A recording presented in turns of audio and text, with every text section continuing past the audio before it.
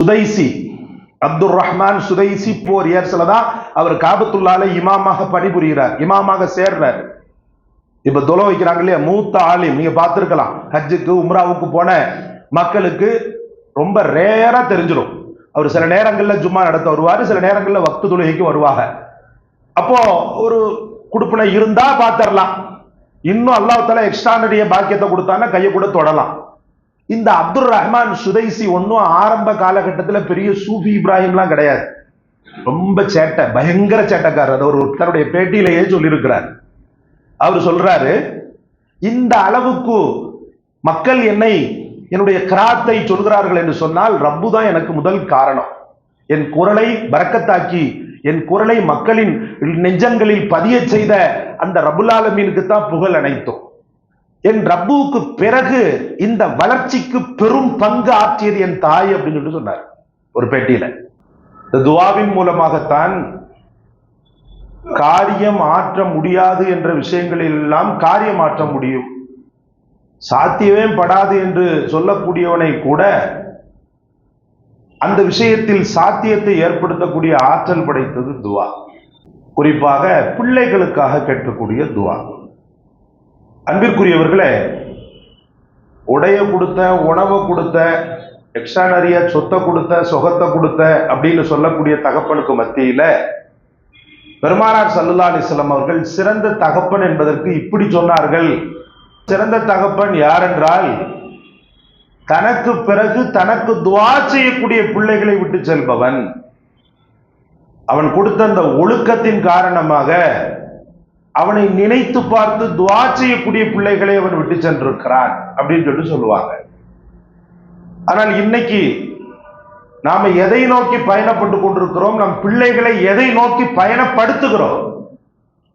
நம்முடைய நோக்கம் அவன் நல்லா இருக்கணும், நல்லா இருக்கணும். சரி, நல்லா இருக்கணும். எப்படி நல்லா இருக்கணும், எங்க நல்லா இருக்கணும் அப்படின்றதுல கொஞ்சம் கோட்டை விட்டுட்டோம். அல்லாஹ் அந்த குறைகளை நிவர்த்தி செய்வானாக. நம் பிள்ளைகளை துனியாவிற்கு உகந்தவர்களாகவும் ஆக்குவானாக, மறுமைக்கு உகந்தவர்களாகவும் ஆக்குவானாக. அதற்கு நாம் என்ன செய்வது? இப்போது நீங்கள் ஆமீன் என்று சொன்னீர்கள் அல்லவா, இதை நீங்களே செய்வது. உங்கள் பிள்ளைகளுக்காக நாளொரு மேனியும் பொழுதொரு வண்ணமும் கேட்கக்கூடிய துவா. அதே போல நீங்க கொஞ்சம் பெரியவர்கள் ஆயிட்டீங்கன்னு சொன்னா பிள்ளைகளின் பிள்ளைகளும் உங்க பிள்ளைகள் தான். ரசூலுல்லாஹி ஸல்லல்லாஹு அலைஹி வஸல்லம் அவர்கள் ஹசன் ஹுசைனை கூப்பிடும் போது யா இப்னி, என் அருமை மகனே என்றெல்லாம் கூப்பிட்டுருக்கிறாங்க. பேரனே அப்படின்றது மாதிரியை விட யா இப்னி, என்னுடைய அருமை மகனே அப்படின்னு சொல்லிட்டு கூப்பிட்டுருக்கிறாங்க ரசூலுல்லாஹ். அப்ப பேர பிள்ளைகளும் நீங்கள் பெற்ற பிள்ளைகளை போலத்தான். மொத்தத்தில் ஒரு மூமின் குழந்தைகளின் மீது இரக்கப்பட்டு ஊன் உடை உறைவிடம் சொத்து சுகங்கள் தருவதை விட அவனுக்காக துஆ செய்து அவனை ஒரு சிறந்த முத்தகியாக, சிறந்த இறை பக்தியாளனாக, இவனுக்காக துஆ செய்யக்கூடிய ஒரு வம்சமாக உருவாக்குவது சாலச் சிறந்தது. ஒரு மூமினுக்கு தலையாயது சகோதரர்களே.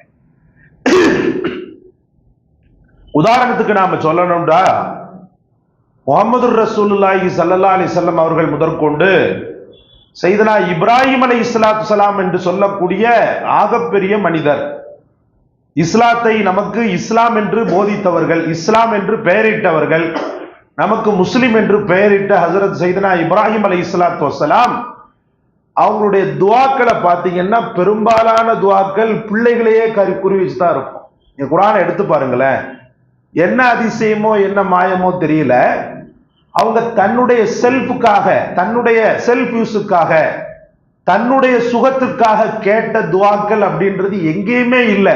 யா அல்லாஹ் என்ன மன்னிச்சிருன்னு கேட்டிருப்பாங்க, என்னை தண்டிச்சிடாதன்னு கேட்டிருப்பாங்க, எனக்கு உணவளி அப்படி ரிசுக்க கொடுன்னு கேட்டிருப்பாங்க. சும்மா சாதாரணமா தொட்டுட்டு போகக்கூடிய ஹஜரத் இப்ராஹிம் அலைஹிஸ்ஸலாம் வம்சாவளியினர் என்று சொல்லக்கூடிய தன் பிள்ளைகளுக்காக கேட்கக்கூடிய துஆவுடைய விஷயத்தில் காம்ப்ரமைஸே இருக்காத அளவுக்கு பரிபூரணமான முறையில் தொடர்ந்து துஆ செய்திருக்கிறார்கள். அதற்கு அல்லாஹ்வே பெரும் சாட்சி, அவன் குர்ஆனே பெரும் சாட்சி. அல்ஹம்துலில்லாஹில்லதீ வஹபலி அலல் கிபரி இஸ்மாஈல வ இஸ்ஹாக் இன்ன ரப்பி லஸமீஉத் துஆ. அல்ஹம்துலில்லாஹில்லதீ வஹபலி அலல் கிபரி, என்னுடைய வயோதிகத்தை பொருட்படுத்தாம நானும் ஒரு வாரிசுதாரனா ஆகணும், எனக்குன்னு சொல்லியும் ஒரு வாரிசு உருவாகணும் என் மீது கருணை கொண்டு எனக்கு இப்ராஹிமையும் எனக்கு இஸ்மாயிலையும் இஸ்ஹாக்கையும் அன்பளிப்பு செய்த என் இறைவனுக்கே எல்லா புகழும் என்று கூறிவிட்டு அதற்கு அடுத்து பாருங்க, ரப்பி ஜஅல்னி முகிம்ம ஸலாத்தி வ மின் துர்ரிய்யதி. என்னப்படிப்பட்ட வார்த்தை! ரப்பி ஜஅல்னி, யா அல்லாஹ் என்னை நீ ஆக்கு, முகிம்ம ஸலாத்தி தொழுகையின் மீது ஸ்திரத்தன்மையுடையவனாக ஆக்கு, வ மின் துர்ரிய்யதி என் பிள்ளைகளையும் என் வம்சத்தையும் நீ தொழுகையில் ஸ்திரத்தன்மை உடையவனாக ஆக்கு. ரப்பனா வ தகப்பல் துஆ, யா அல்லாஹ் நீதான் துஆக்களை எல்லாம் ஏற்றுக்கொள்ளக்கூடியவன், என்னுடைய பிரார்த்தனையை நீ அங்கீகரித்து அருளச் செய் அப்படின்னு சொல்லி என்ன செய்யறாங்கன்னு சொன்னா துஆ செய்யறாங்க. அதே போல எக்ஸெட்ரா எக்ஸெட்ரா நாம் எடுத்துக்கொண்டே இருக்கலாம். ஹஜ்ரத் இப்ராஹிம் அலைஹிஸ்ஸலாத்து வஸ்ஸலாம் அவர்கள் தன் பிள்ளைகளுக்காக கேட்ட துஆக்களை மட்டும் தனியா நீங்க பட்டியல் போடலாம். ஒரு தந்தைக்கும் மகனுக்கும் உண்டான அந்த பாண்டிங் எப்படிப்பட்டது அப்படின்றதுக்கு சூரா லுக்மான் உங்களுக்கு பெரிய சாட்சி. ஹஜ்ரத் லுக்மான் அலைஹிஸ்ஸலாம் அவர்கள் நபியா அல்லது வலியா, அவர்கள் நபியா அல்லது இறைநேசரா அப்படின்றதுல கருத்து பேதமைகள் இருந்தாலும் அவர் தன் பிள்ளைகளுக்கு செய்த உபதேசத்தையும் துஆவையும் அல்லாஹ் ரப்புல் ஆலமீன் பதிய செய்கிறார். இப்படி நாம சொல்லிக்கொண்டே இருக்கிறோம். ஹஜ்ரத் ஜக்கரியா அலைஹிஸ்ஸலாத்து வஸ்ஸலாம் வயோதிக காலகட்டத்தில் அவருக்கு அல்லாஹ் தந்த யஹ்யா என்ற அந்த பிள்ளைக்காக அவர் செய்த பிரார்த்தனை. அப்போ ஒரு தந்தையின் பிரார்த்தனையை கோடான கோடி வருஷங்கள் மக்கள் நினைவில் வைத்திருக்க வேண்டும் என்பதற்காக அழியாத செல்வமாக இருக்கக்கூடிய குர்ஆன் ஷரீஃபில் பதிவு செய்யக்கூடிய இறைவன் உன் துஆவை பதிவு செய்ய மாட்டானா? உன்னுடைய துஆவை ரப்புல் ஆலமீன் பதிவு செய்ய மாட்டானா? எப்போதோ எங்கேயோ கேட்ட அந்த தந்தைமார்களின் துஆவை, பிள்ளைகளுக்காக கேட்ட தந்தைமார்களின் துஆவை பெருமைப்படுத்தி வரவேற்பு செய்து கண்ணியப்படுத்தி குர்ஆன் ஷரீஃபில் பதிவு செய்யக்கூடிய ரப்புல் ஆலமீன் குர்ஆன்ல ஒரு துஆவை பதிய போறதில்ல. அட்லீஸ்ட் உங்களுடைய வாழ்க்கையில உங்களுடைய துஆவின் மூலமாக வாழையடி வாழையாக அந்த வாரிசுதாரர்களை அடையாளப்படுத்த மாட்டானா? நாம் அது விஷயத்துல கண்டுக்கிறது இல்லை. நமக்கு நாமே துஆ செய்யறதுக்கு டைம் சரியா இருக்குது, டைம் இல்லாம இருக்குது. வியாபாரம், கொடுக்கல் வாங்கல், காசு பார்க்கறது, அவனை போய் பார்க்கறது, இவனை போய் பார்க்கறது, ஓடுறது, ஆடுறது, தூங்குறது, படுக்கிறது, மொபைல் பார்க்கறது, நியூஸ பார்க்கறது, நாட்டுல யாரு ஆட்சி பண்றா, சென்ற ஆட்சி எப்படி இருந்துச்சு, வருங்கால ஆட்சி எப்படி இருக்குது, இவனை எப்படி கவுத்தலாம், இவன் எப்ப ஆட்சி கட்டல்ல இருந்து வெளியே போவாண்டு இந்த சிந்தனையில் உதித்த அந்த என்னுடைய நேரங்கள் என் பிள்ளைகளுக்காக துஆ செய்வதில் கழிந்ததா? என் பிள்ளையின் பலகீனத்தை பார்த்து அந்த பலகீனத்தை நீக்க சொல்லி அல்லாஹ்விடத்தில் கேட்பதில் என்னுடைய சிந்தனைகள் மாறியதா? இல்லை சகோதரர்களே, பெரும்பாலும் இல்லை. அல்லாஹ் அந்த நிலையை மாற்றி கையை ஏந்தும் போதெல்லாம் பிள்ளைகளுக்காக அதிகம் துஆ செய்யக்கூடிய மக்களாக உங்களையும் என்னையும் ஆக்குவானாக. சுதைசி அப்துல் ரஹ்மான் சுதைசி பல காலங்கள் 24 இயர்ஸ்ல தான் அவர் காபத்துல்லால இமாமாக பணிபுரிகிறார், இமாமாக சேர்றார். இப்ப தொலை வைக்கிறாங்க இல்லையா, மூத்த ஆலிம், நீங்க பார்த்திருக்கலாம். ஹஜ்ஜுக்கு உம்ராவுக்கு போன மக்களுக்கு ரொம்ப ரேரா தெரிஞ்சிடும். அவர் சில நேரங்கள்ல ஜும்மா நடத்த வருவாரு, சில நேரங்கள்ல வக்து தொழுகைக்கு வருவாங்க. அப்போ ஒரு குடுப்பினை இருந்தா பார்த்தரலாம். இன்னும் அல்லாஹ் தஆலா எக்ஸ்ட்ரானரிய பாக்கியத்தை கொடுத்தானா கையை கூட தொடலாம். இந்த அப்துல் ரஹ்மான் சுதைசி ஒன்னும் ஆரம்ப காலகட்டத்தில் பெரிய சூஃபி இப்ராஹிம்லாம் கிடையாது. ரொம்ப சேட்டை, பயங்கர சேட்டைக்காரர். அதை ஒரு தன்னுடைய பேட்டியிலேயே சொல்லியிருக்கிறார். அவர் சொல்றாரு, இந்த அளவுக்கு மக்கள் என்னுடைய கிராத்தை சொல்கிறார்கள் என்று சொன்னால் ரப்பு தான் எனக்கு முதல் காரணம். என் குரலை பரக்கத்தாக்கி என் குரலை மக்களின் நெஞ்சங்களில் பதிய செய்த அந்த ரப்புல் ஆலமீனுக்கு தான் புகழ் அனைத்தும். என் ரப்புவுக்கு பிறகு இந்த வளர்ச்சிக்கு பெரும் பங்கு ஆற்றியது என் தாய் அப்படின்னு சொல்லிட்டு சொன்னார் ஒரு பேட்டியில. எங்க அம்மா ஆரம்ப நேரத்தில் என்னுடைய சேட்டை பயங்கரமா இருந்துச்சு, ரொம்ப சேட்டை பண்ணுவேன். ஒரு தடவை எங்க வீட்டுக்கு விருந்தாளிகள் வந்திருந்தாங்க. எங்க அம்மா அவசரமா அந்த மக்களை கண்ணியப்படுத்தணும்னு சொல்லி சமையல் பண்ணிக்கிட்டு இருந்தாங்க. அப்ப கறியை ஏதோ சமைச்சுக்கிட்டு இருந்தாங்க. பாத்திரத்தை கொஞ்சம் வெளியே வச்சிருந்தாங்க. நான் என்ன பண்ணேன்டா, வெளியில இருந்து மண்ணை தூக்கிட்டு வந்து அந்த பாத்திரத்துல போட்டுட்டேன். அந்த இறைச்சியில மண்ணை தூக்கி போட்டுட்டேன். போட்ட உடனே என் தாயார் வந்து பார்த்துட்டு, என்னடா காரியம் பண்ணுன அப்படின்னு சொல்லிட்டு சபிக்கல. என்ன பண்ணாங்க தெரியுமா?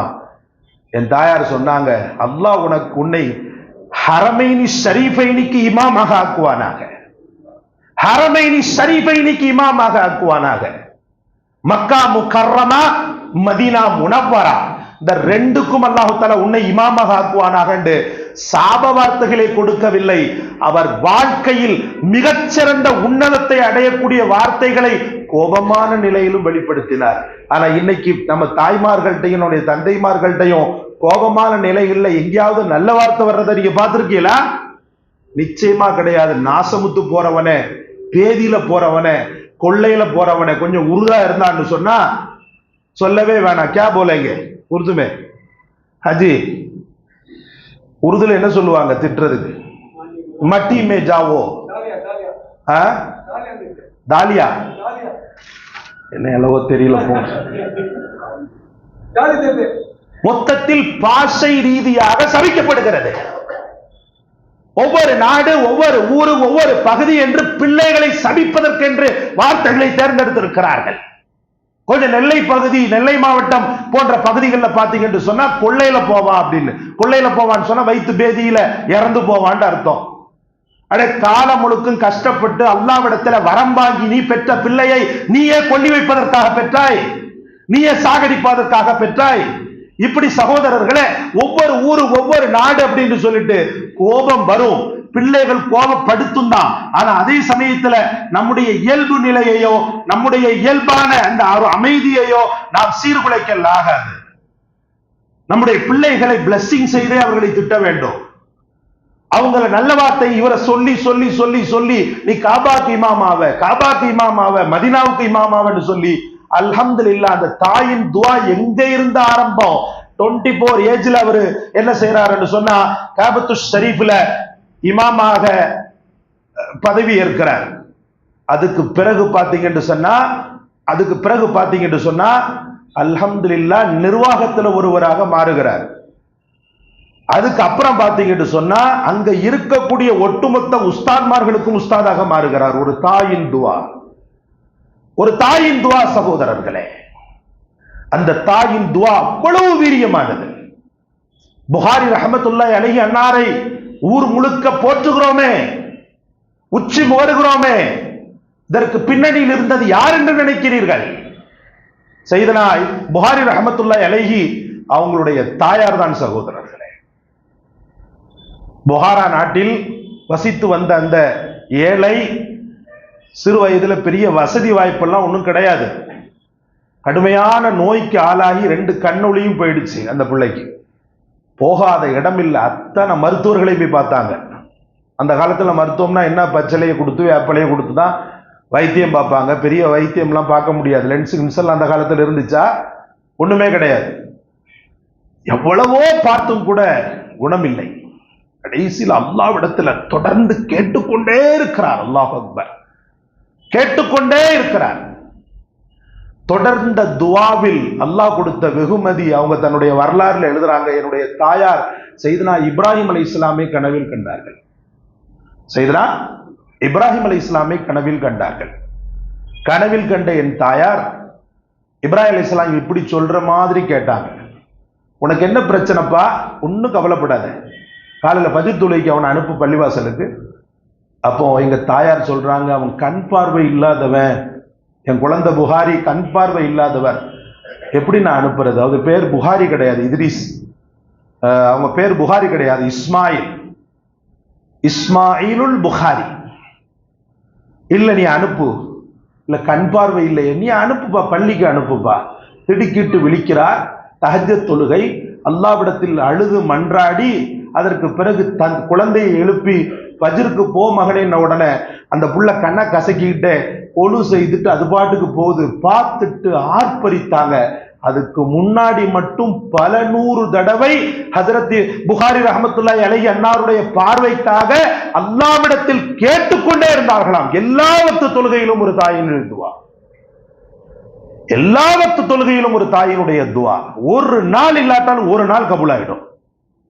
பெற்றோர்கள் நாம செய்யக்கூடிய துவா, எங்க நம்ம துவா கேட்டுக்கிட்டே தான் இருக்கிறோம். எங்க படிக்கிறான், எங்க உருப்பிடுறான், எத்தனை நாள் கேட்டிருப்போம்? ஒரு 4 நாள் கேட்டிருப்போமா? ஒரு 5 நாள் கேட்டிருப்போமா? எங்க லைலத்துல் கத்ர் இரவு வருது அப்ப கேட்டிருப்போமா? 4 நாள் அல்ல 40 நாள் கேளுங்கள். 40 நாள் அல்ல 4 மாதம் கேளுங்கள். தொடர்ந்து நீங்கள் அல்லாஹ்விடத்தில் உங்கள் பிள்ளைகளுக்காக வைக்கக்கூடிய அந்த பிரார்த்தனை மட்டும் விழலுக்கேற்ற நீராக வீணாக போகாது என்பதை நீங்கள் முதலில் உறுதி செய்யுங்கள். இப்ராஹிம் அலைஹிஸ்ஸலாம் என்ற அந்த தந்தையின் துஆவை கபூல் செய்த அதே ஆண்டவன் தானே இப்போதும் இருக்கிறான். சக்கரியா என்ற அந்த தந்தையின் துஆவை கபூல் செய்த ஆண்டவன் தானே இப்போதும் இருக்கிறான். ஹஜ்ரத் முஹம்மது ரசூலுல்லாஹ் என்ற அந்த தந்தையின் துஆவை கபூல் செய்தவன் தானே இப்போதும் இருக்கிறான். புகாரி ரஹ்மத்துல்லாஹி அலைஹி அன்னாருடைய தாயாரின் துஆவை கபூல் செய்த அந்த இறைவன் தானே இப்போதும் உங்களுடைய துஆவை கேட்டுக்கொண்டிருக்கிறான். நீங்கள் என்ன மட்டிடுவது? நீங்கள் என்ன வரையறை செய்வது? நீங்கள் என்ன குறிப்பிடுவது? நீங்கள் என்ன இப்படித்தான் அப்படித்தான் என்று சொல்வது? அல்லாஹ்விடத்தில் தொடர்ந்த துஆ வையுங்கள். அவன் ஊதாரியாக இருந்தாலும் உருப்படாதவனாக இருந்தாலும் உலகமே திரும்பி பார்க்க வைக்கக்கூடிய அளவுக்கு, உலகமே திரும்பி பார்க்கக்கூடிய அளவுக்கு அவனை உத்தமனாக பரிணமிக்க செய்யக்கூடிய மாபெரும் பொறுப்பு அல்லாஹ்வை சார்ந்தது. அல்லாஹ் கபூல் செய்வானாக. அன்பிற்குரிய அல்லாஹ்வின் பெருமக்களே, ஒரு முறை அபு யஸீதுல் பிஸ்தாமி ரஹ்மத்துல்லாஹி அலைஹி ஒரு மாபெரும் இறை சீலர், தவச்சீலர், அவர் என்ன பண்றாருன்னு சொன்னா, அவங்க சின்ன பிள்ளையில அவங்க பெரிய கேட்டகரியில உள்ளவங்க. அவங்க சொல்லுவாங்க, இந்த நிலைக்கு என்ன, அவங்களுடைய சீடர்கள்ட்ட சொல்லுவாங்களா, அந்த நிலைக்கு என்ன ஆளாக்குனது நான் கண்ணை பொத்திட்டு சொல்லுவேன்பா, எங்க அம்மா தான் அப்படின்னுவார். ஒரு முறை எங்க உஸ்தாத் எனக்கு பாடம் நடத்திக்கிட்டு இருந்தாங்க. எங்க உஸ்தாத் எனக்கு பாடம் நடத்திக்கிட்டு இருந்தாங்க. وَقَضَى رَبُّكَ أَلَّا تَعْبُدُوا إِلَّا إِيَّاهُ وَبِالْوَالِدَيْنِ إِحْسَانًا. மனிதர்களுக்கு நாம் தீர்ப்பு செய்தோம். எப்படி தீர்ப்பு செய்தோம்? நமக்கு அவன் எந்த காலத்திலும் இணை வைக்க கூடாது, நம்மை தவிர வேறு யாரிடத்திலும் அவன் உதவி தேடக்கூடாது, அவன் பெற்றோர்களுக்கு உபகாரம் செய்ய வேண்டும் என்று நாம் தீர்ப்பு செய்தோம். அப்போ அந்த புள்ள கேக்குது, அப்துல்லா இப்னு அபா யஸீதுல் பிஸ்தாமி கேக்குறாங்க, உஸ்தாத் நீங்க இப்ப சொன்னீங்களே அப்படின்னா என்னது அப்படின்னு சொல்லி கேக்குறாங்க. குழந்தைகளுக்கு புரியாது இல்லையா? அப்ப அவங்க சொல்லி கொடுக்குறாங்க, உஸ்தாத் அன்பு மகனே, எங்களுக்கெல்லாம் நீ பணிவிட செய்யற பத்தியா, எங்களுக்கெல்லாம் நீ ஹித்மத் செய்யற பத்தியா, அதே போல உன் தாய் தகப்பனுக்கும் நீ ஹித்மத் செய்யணும்னு சொல்லி அல்லாஹ் சொல்றான்பா அப்படின்னு சொன்ன உடனே எந்த கள்ளம் கபடமும் இல்லாத குழந்தை அபு யஸீத் நேராக வீட்டுக்கு சென்றார். அவங்க அம்மா ஏதோ வேலையா இது பண்ணிக்கிட்டு இருந்தாங்க. அம்மாவை கூப்பிட்டார். அம்மா அங்க வாங்கண்டார். என்னப்பா அப்படின்னாங்க. உட்காருங்களேன்டார். அவங்க உட்கார்ந்தாங்க. காலை அப்படி பிடிச்சுக்கிட்டார். காலை பிடிச்சி தண்ணியை கொண்டு வந்து கழுவுறாரு காலை. அவருடைய அந்த சிந்தனையில பணிவிடைன்னு சொன்னா இப்படித்தானே உஸ்தாது சொன்னாங்கன்னு அவரே காலை நல்ல கழுவி விடுறார். என்னப்பா செய்யற, இல்ல உங்களுக்கு பணிவிட சொல்லி உஸ்தாது சொன்னாங்க, அதனால காலை கழுவி விடுறேன்னு காலை கழுவி விடுறாரு. ஒவ்வொரு விரலையும் போட்டு கழுவுன்னு கழுவுறார். அந்த குழந்தையை பார்த்து கொண்டிருந்த கள்ளன் கபடமற்ற நிலையில் ஒரு உஸ்தாதுடைய வார்த்தையை வடிவமாக கொடுக்கக்கூடிய அக்குழந்தையை பார்த்து கொண்டிருந்த அந்த தாயாரின் உள்ளத்தில் பெரும் அளவுக்கு நெகிழ்ச்சி ஏற்பட்டது. அந்த பிள்ளைய மடியில வச்சுட்டு அந்த கைகளையும் சேர்த்து, தன் கைகளையும் சேர்த்து, ரப்பே இவரை இறை ஞானம் உள்ளவனாக நீ ஆக்கு. என் பிள்ளை என் கால்களை கழுகி கொண்டிருக்கிறது, தாயின் பாதங்களை கழுகி கொண்டிருக்கிறது, ஏதோ யாரோ சொன்னாங்க அப்படின்னு சொல்லிட்டு அதை செயல் வடிவம் படுத்திக் கொண்டிருக்கிறது. என் பிள்ளை காலம் முழுக்க எனக்கு ஹித்மத் செய்ய வேண்டும். அதே போல கொஞ்சம் கூட மாறாமல் என் பிள்ளை, என் குழந்தை ஆகிரத்தில் மிகச்சிறந்த சொர்க்கவாதியாக மாற இந்த உலகத்தில் ஞானம் பெற வேண்டும் அப்படின்னு என் தாயார் துவா செய்து கொண்டு என் கைகளையும் சேர்த்து அவர்கள் கைகளையும் சேர்த்து கேட்ட துவாவில் தான் அல்லாஹ் எனக்கு இந்த பிச்சையை போட்டான் என்று சொன்னார்களாம் அபு யஸீதுல் பிஸ்தாமி ரஹ்மத்துல்லாஹி அலைஹி. ஆக அன்பிற்குரிய அல்லாஹ்வின் பெருமக்களே, வாழ்க்கையில் உங்களுக்கான மிக பெரும் சொத்துக்கள் குழந்தைகள். அந்த சொத்துக்கள் சேர்க்கிறேன் பேர்வழி என்ற பெயரில் வீணாக்கி விடாதீர்கள். சொத்துக்களை சேருங்கள், அவர்களுக்கான வசதி வாய்ப்புகளை ஏற்படுத்தி கொடுங்கள். உங்கள் மரணத்திற்கு பிறகு அந்த பிள்ளைகள் யாரிடத்திலும் எந்த காலத்திலும் கையேந்தி நிற்கக்கூடாது என்ற அந்த ஒரு மனதில் அந்த நியத்தை வைத்தவாறு அதற்குண்டான முஸ்லிம்களை எல்லாம் செய்யுங்கள். ஆனால் நாளை ஆகிரத்தில் உயர்ந்த சொர்க்கவாதியாக அவனை மாற்றக்கூடிய துஆக்கள் என்னவோ அதையெல்லாம் செய்யுங்கள். உங்க பிள்ளை கஷ்டப்பட்டுக்கிட்டு இருப்பான், நீங்க வயசானவங்களா இருப்பீங்க, எதையுமே கண்டுக்கிறாம மூளையில சாப்பாட்டை கொடுத்துட்டு டிவியை பார்த்துக்கிட்டு அப்படின்ற மாதிரி இருக்கக்கூடாது. அந்த நேரம் முழுக்க முழுக்க நம்ம பிள்ளைகளுக்காக துஆ செய்யக்கூடிய நேரம். ஏன்னா நீங்க ஓஞ்சிட்டீங்க, அவன் உழைச்சுக்கிட்டு இருக்கிறான், உங்களுக்காக அவன் பணம் திரட்டி உங்களுக்காக அவன் எல்லா உதவிகளையும் பண்ணிக்கிட்டு இருக்கிறான். அப்படின்னும் போது அந்த ஆண் மகனோ பெண் மகனோ அவனுக்காக துஆ செய்ய நீங்கள் கடமைப்பட்டிருக்கிறீர்கள். அதே போல பிள்ளைய கல்யாணம் முடிச்சு கொடுத்தாச்சு, பொம்பளை பிள்ளைய அவன் நல்லபடியா போய் வாழ்றானோன்னா மறந்துடக்கூடாது. அந்த பிள்ளைகள் ஒவ்வொன்றுக்காக ஒவ்வொரு நாளும் ஒவ்வொரு நேரமும் துஆவில் நீங்கள் உண்மையிலேயே அர்ப்பணிப்போடு இருக்கும் போதுதான் பெற்ற பிள்ளைக்கு நீங்கள் செய்யக்கூடிய கடமையில் ஒரு விழுக்காடு கூட நீங்கள் குறை போட்டவர்களாக ஆக மாட்டீர்கள். சகோதரர்களே, அல்லாஹ் உங்களையும் என்னையும் துஆ செய்யக்கூடியவர்களாக, அதிலும் குறிப்பாக நாம் பெற்ற பிள்ளைகளுக்கு ஆக்கப்பூர்வமான துஆ செய்யக்கூடிய நன்மக்களாக அருள்வானாக. அதோடு கூடி பிள்ளைகளுக்காக நாம் செய்யக்கூடிய ஒவ்வொரு பிரார்த்தனைகளும் அர்ஷை வானை கிழித்துக் கொண்டு அல்லாஹ்வின் அர்ஷை நோக்கி அல்லாஹ் செல்வதற்கும் கபூலியத் பெறுவதற்கும் அல்லாஹ் தௌஃபீக் செய்வானாக. வாஹிர் தாவானா அல்ஹம்துலில்லாஹி ரப்பில் ஆலமீன். கண்ணியத்திற்குரியவர்களே, நமது